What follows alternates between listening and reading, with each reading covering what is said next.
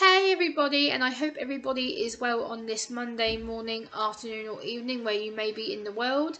It is currently nearly 4 o'clock in the afternoon here for the UK, and today I thought I'd talk to you about autism, Halloween and activities that you can do for your autistic loved ones, autistic friends, family, colleagues during this Halloween holiday season.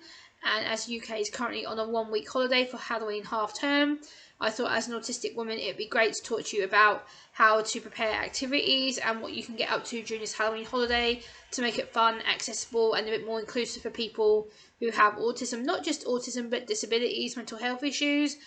And yeah, I thought as it's Halloween I wanted to do a playlist of different topics and agendas that I'm going to be talking about on this channel.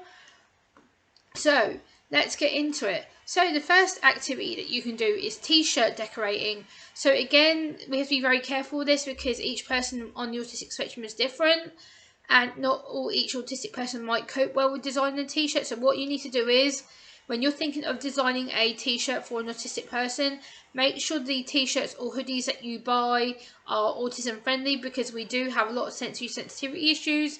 So that means the material, it means making sure it's good quality, making sure we're able to wear it and decorate it without feeling scratchy or irritated. Again, not all autistic people might like to do this, so it's just a tip. Pumpkin carving, again, this can be a good thing or bad thing for many people on the autistic spectrum, because it could be something to visually stimulate them and make them join in with activities. So scooping all the ingredients out of the pumpkin, decorating it with all the different Halloween tools you may have at your disposal, decorating it with pens and glitter and anything else craft wise that you may have on your property. Again, it can be a tactile sensory sensitivity. It can also be a visual stimulant, so again it can visually get them intrigued and think, oh, this is pretty, I want to do that. So again, it can be a deterrent. It can be something that might think, oh, I don't like this, I don't like getting my hands wet, dirty, I don't like touching things that are gooey and sticky. And so again, it's not for all autistic people, but this may be one activity they may like to do and may actually enjoy the stimulus of it. Mystery boxes. Again, these tips that I've got are from a autism website. I will link the website down below in the video description. But yeah, fill the boxes with mystery items such as jelly, pasta, friendly sensory autism items, so that the autistic individual or loved one or friend or family member may search through the box to feel what's inside. It can also be done as a visual trigger and tactile trigger at the different feelings of the item, such as texture, pressure, whether it's smooth, rough, hard, small, big, that kind of stuff. Again, it may not be sensible for all people on the autistic spectrum. Some people may have issues with putting things in their mouth. So again, some of these activities are not helpful. But again, I just thought I'd talk through some of these activities. Slime making is the next one we're going to be talking about now. Again, this is different for all autistic people. Not all autistic people like slime or enjoy feeling it or touching it, making it, buying it, whatever you choose to do for the autistic loved ones holiday season. Again, some people may enjoy making it because it's the visual texture, it's getting your hands wet and dirty and moulding it and folding it and pulling it and stretching it, things like that. But again, it's different for each autistic person. Not everyone will enjoy making slime, holding it, smelling it. Again, it can be a visual smelling trigger, it can be an auditory trigger, listening to the pops in this slime when you're playing with it. So these are just a few triggers that I'm aware of.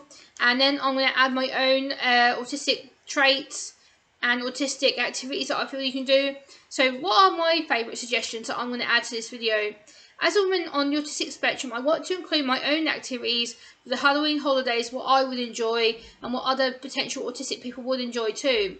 So things like colouring books. Again, this is a visual trigger. Colouring in characters, animals, plants, different things in colouring books can be a sensory stimulation trigger, when, especially like colouring, when they're holding the pencil, the pressure of it, hearing the pencil when you're colouring, hearing the squiggles that it makes on the paper. Baking cakes and biscuit making. Again, not all autistic people will like this or enjoy this kind of thing. But again, it can be a visual trigger. It can be a stimulating trigger with getting their hands wet, dirty. folding the ingredients, stirring the ingredients, putting pressure onto their hands, again smelling the different smells, tasting it, the texture, again, but not everyone will like that, so again, we're all different when it comes to Halloween triggers. Maybe another thing they can do is a Halloween silent disco. I've read about this in multiple articles, and what they do is you basically give your autistic loved one some headphones, either an MP3 player or plug it into their radio, cassette player or CD player, and let them listen to music in their own quiet environment. So it's their bedroom, their bathroom, their living room, their porch, anything like that. Give them the headphones, give them the music, let them stim, let them do things in their own potential.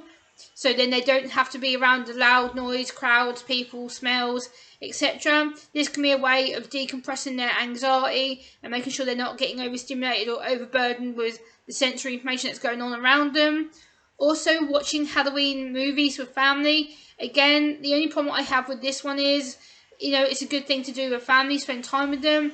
Again, you have to make sure you may have to have the Halloween scenes muted, or give the autistic people in your family, friends, colleagues a moment to warn them, say, hey, there may be a high-pitched noise, there may be a scream, a shout, there may be someone screaming, there may be someone jumping, just to warn them because of the sensory sensitivity, and also the movement back to the vestibular movement may affect their sensory issues. It may drive them to have a meltdown, anxiety, they may think they're dizzy and things like that, so you have to be very, very careful when it comes to that kind of stuff.